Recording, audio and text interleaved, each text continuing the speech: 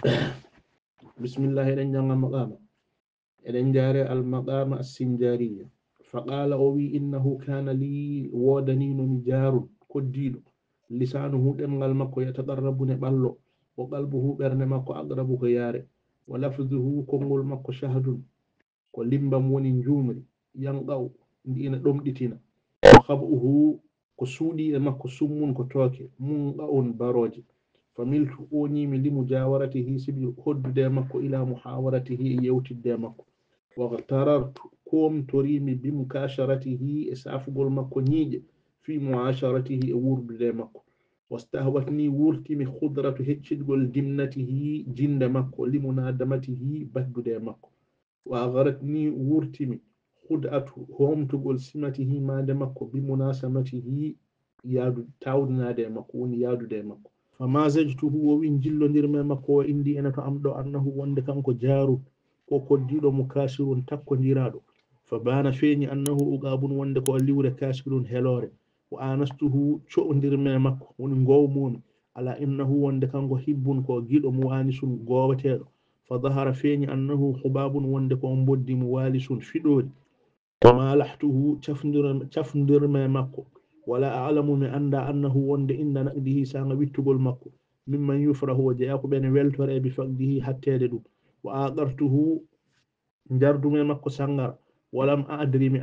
أنه وند كانكو بعد فرده تقل هم بتادم ممن يقرب وجاءك بين weltor لما فرده سبي دقل مودو وكانت عندي جارية بجنو كردو دبو لا يوجد لها ودناني كرد دبو في الجمال إن جوان دم جارية دقدو إن سفرت سو إلتيما خجلة هرس أن نيراني لورو إنانجي وصلية القلوب وسمر برد بالنيراني جينغول وإن بسمت سو موسي أزرت وهوين بالجماني وبيتي بمي وبي المرجان مرجان ييري بالمجان ميري ميري وإن رانت سو سنتني هيجت وإيرت البلابل سكسكوجي وحققت وحققنا سهر بابلا بلو بابلا وإن دغت سو هالي أقلت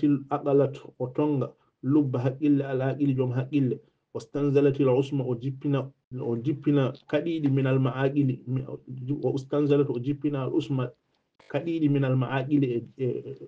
يونير دمودو وإن قرأت سو جنجي شفت المفعودة وسفر غندو برندي وأحيت وورتنا الموعودة بالبران وخلتها تكم ومن أوتيت أمهوكا وخلتها ما ولا تشيكا ما أوتيت أمهوكا من مزامير تيريلي آل داود كوريج داود وإن غنت سو يمي زمن معبد لها واتنا معبد أودو جيما ومود عبدن وني ماتشلو وقيل بي سوكان بني ودني لإسحاق أودو جيما وبودن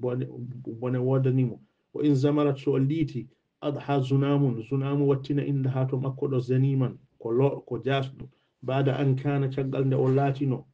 لجيله ونند قرول مكو زعيما كو هوريجو